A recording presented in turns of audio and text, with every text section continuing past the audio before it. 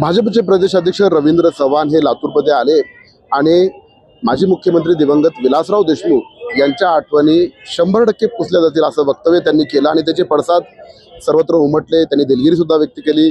मुख्यमंत्री लातूरमध्ये आले, त्यांनी याच्यावर विलासरावजी हे यांच्याविषयीचा आदर आहे असं म्हटलेलं आहे। एकूणच या पूर्ण प्रकरणावर चर्चा करण्यासाठी आपल्यासोबत आहेत दिवंगत विलासराव देशमुख यांचे ज्येष्ठ सुपुत्र तथा काँग्रेस नेते लातूरचे आमदार अमित देशमुख। भैया, हे जे वक्तव्य आलेलं आहे रवींद्र चव्हाणांचं ते ऐन निवडणुकीच्या धामधुमीत आलेलं आहे, कसं बघता तुम्ही या वक्तव्याला?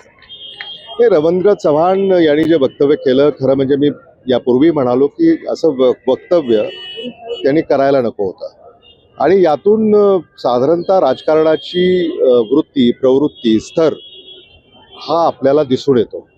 महाराष्ट्रामध्ये जे अलीकडं या स्थानिक स्वराज्य संस्थांमध्ये घडतंय ते सोलापूरमध्ये एका उमेदवाराचा खून झाला, ठाण्यामध्ये अपहरण झालं, पुण्यामध्ये धमकावलं गेलं आणि म्हणून या सगळ्या प्रवृत्तीला सामान्य माणसं थारा देणार नाहीत आणि महाराष्ट्राचं राजकारण कोणत्या दिशेला चाललंय हा खरा प्रश्न उपस्थित राहतो। शेवटी समाजाच्या भावना जेव्हा दुखावल्या जातात, सामान्य माणसाच्या जेव्हा भावना दुखावल्या जातात आणि वैचारिक लढाई आहे ती विचारानं लढली पाहिजे आणि मग म्हणजे नामोनिशान मिटवून टाकायचा असं जर भाष्य ते करणार असतील तर मला असं वाटतं की ते महाराष्ट्राच्या हिताचं नाही आहे।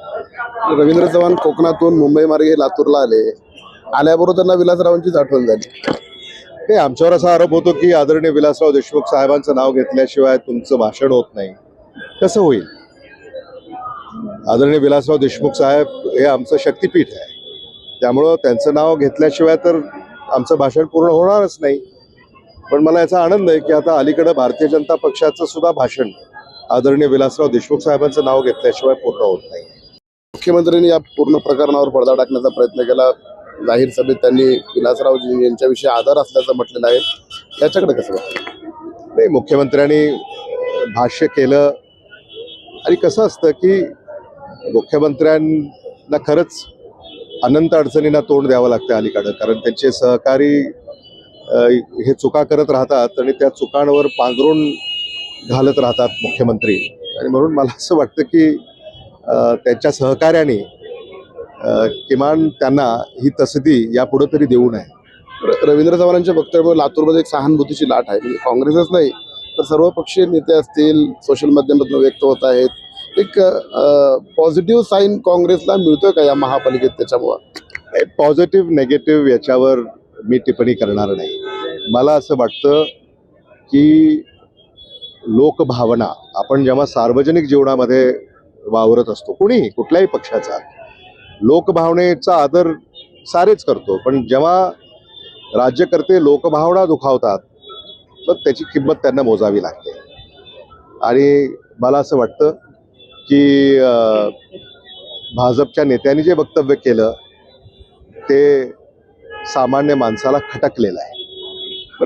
विविध संघटनांनी बंदचं सुद्धा आवाहन केलं होतं या घटनेच्या या वक्तव्याच्या निषेधार्थ, तुम्ही तो बंद सुद्धा आवाहन करून मागे घ्यायला लावला। मला असं वाटतं की भावना ह्या तीव्र झाल्या होत्या, लोकांना त्याचा प्रतिकार करायचा होता, किंबहुना नापसंती व्यक्त करायची होती आणि त्यांनी लातूर बंदची हाक दिली।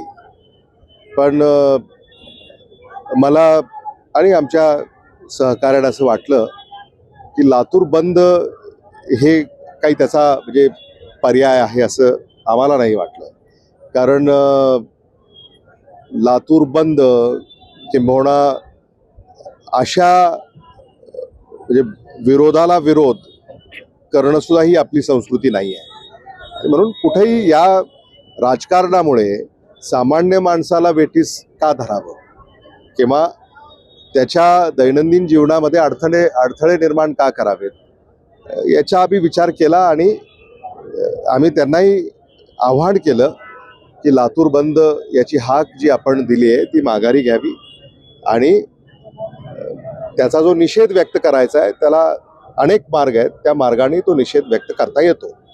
दिलगिरी व्यक्त करताना रवींद्र चव्हाण बोलताना की अमित देशमुख माझे चांगले मित्र आहेत, एकीकडे असं वक्तव्य करायचं, दुसरीकडे मैत्री आहे म्हणून सांगायचं.